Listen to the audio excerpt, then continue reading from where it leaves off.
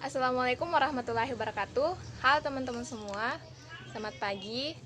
Perkenalkan, nama saya Yulia Hidayat. Di sini saya sebagai pemateri pertama. Saya akan membahas mengenai masalah kesulitan belajar. Nah, sebelum itu saya bahas dulu mengenai pengertian kesulitan belajar. Nah, setiap individu memang tidak ada yang sama.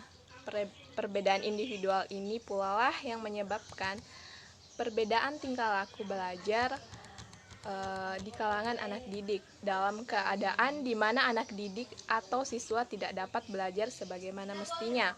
Nah, itulah yang disebut dengan kesulitan belajar. Aktivitas belajar bagi setiap individu sendiri pun tidak samanya dapat berlangsung secara wajar.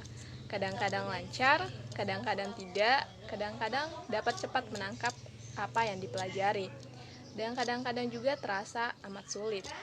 Dalam hal semangat, terkadang semangatnya tinggi, tetapi terkadang juga sulit untuk mengadakan konsentrasi. Nah, kemudian yang kedua di sini ada faktor-faktor penyebab kesulitan belajar. Yang pertama ada faktor intern atau faktor dari dalam diri manusia itu sendiri yang meliputi faktor fisiologi dan faktor psikologi. Kemudian ada faktor eksternal atau faktor dari luar manusia itu sendiri meliputi faktor-faktor non-sosial dan faktor-faktor sosial. Nah, dalam Kamus Pendidikan, Smith menambahkan faktor metode mengajar dalam belajar, masalah sosial dan emosional, intelek, dan mental. Yang pertama, faktor internal. Nah, dalam faktor internal ini terbagi lagi. Ada yang sebab yang bersifat fisik. Nah, yang pertama, karena sakit misalnya. Seorang yang sakit akan mengalami kelemahan fisiknya sehingga saraf sensoris dan motorisnya lemah. Akibatnya, rangsangan yang diterima melalui indranya tidak dapat diteruskan ke otak. Lebih-lebih dan sakitnya lama, sarafnya akan bertambah lemah sehingga saraf sensoris dan motorisnya lemah.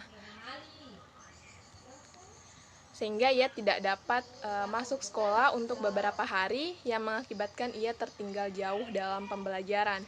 Kemudian yang kedua karena kurang sehat. Nah, anak yang kurang sehat dapat mengalami kesehatan belajar sebab ia mudah capek, mengantuk, pusing, daya konsentrasinya hilang, kurang semangat, pikiran terganggu. Karena hal-hal ini, maka penerimaan dan respon pelajaran berkurang. Saraf otak tidak mampu bekerja secara optimal, memproses, mengelola, menginterpretasi, mengorganisir bahan pelajaran melalui inderanya. Kemudian yang ketiga, sebab karena cacat tubuh. Nah, cacat tubuh itu dibedakan atas yang pertama cacat tubuh yang ringan seperti kurang pendengaran, penglihatan, dan gangguan psikomotor. Kemudian yang kedua cacat tubuh yang tetap atau serius seperti buta, tuli, bisu, hilang tangan dan kakinya. Kemudian yang kedua sebab-sebab kesulitan belajar karena rohani. Nah, belajar memerlukan kesiapan rohani karena ketenangan dengan baik. Jika hal-hal yang tadi saya sebutkan ada pada diri anak, maka belajar sulit dapat masuk. Kemudian faktor rohani juga terbagi beberapa.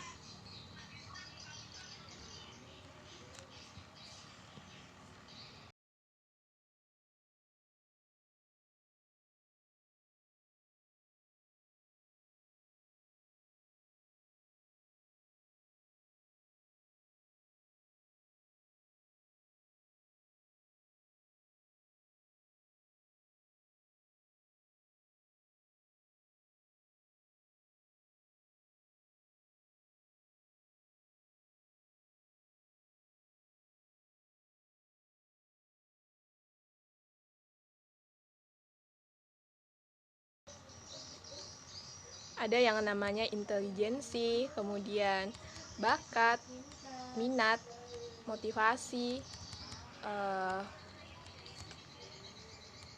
dan faktor kesehatan mental. Kemudian yang kedua ada faktor dari orang tua. Nah, yang pertama faktor keluarga. Keluarga merupakan pusat pendidikan yang utama dan pertama, tetapi dapat juga sebagai faktor penyebab kesulitan belajar. Nah, yang termasuk faktor ini, yang pertama adalah cara mendidik anak. Orang tua yang kurang memperhatikan pendidikan anak-anaknya, mungkin acuh tak acuh, tidak memperhatikan kemajuan belajar anak-anaknya, akan menjadi penyebab kesulitan belajarnya. Kemudian yang kedua, hubungan orang tua dan anak. Nah, yang dimaksud di sini adalah hubungan kasih sayang, penuh pengertian atau kebencian, sikap keras, acuh tak acuh, memanjakan, dan lain-lain. Kasih sayang dari orang tua, perhatian atau penghargaan kepada anak-anak menimbulkan mental yang sehat bagi anak. Kemudian yang ketiga, contoh atau bimbingan dari orang tua. Nah, orang tua merupakan contoh terdekat dari anak-anaknya. Segala yang diperbuat orang tua tanpa disadari akan ditiru oleh anak-anaknya. Karenanya, sikap orang tua yang bermalas-malas tidak baik, hendaknya dibuang jauh-jauh. Orang tua yang sibuk bekerja, terlalu banyak anak yang diawasi, sibuk organisasi, berarti anak tidak mendapatkan pengawasan atau bimbingan dari orang tua, hingga kemungkinan akan banyak mengalami kesulitan belajar. Kemudian, sehingga peran orang tua dalam proses pendidikan anak di sini sangat diperlukan dan sangat berperan penting. Seperti itu. Oke, untuk pembahasan selanjutnya akan dibahas oleh teman kelompok saya atau pemateri kedua dan pemateri ketiga. Saya kira cukup sekian yang dapat saya sampaikan. Kurang lebihnya mohon dimaafkan. Wabillahi taufiq wal hidayah. Wassalamualaikum warahmatullahi wabarakatuh.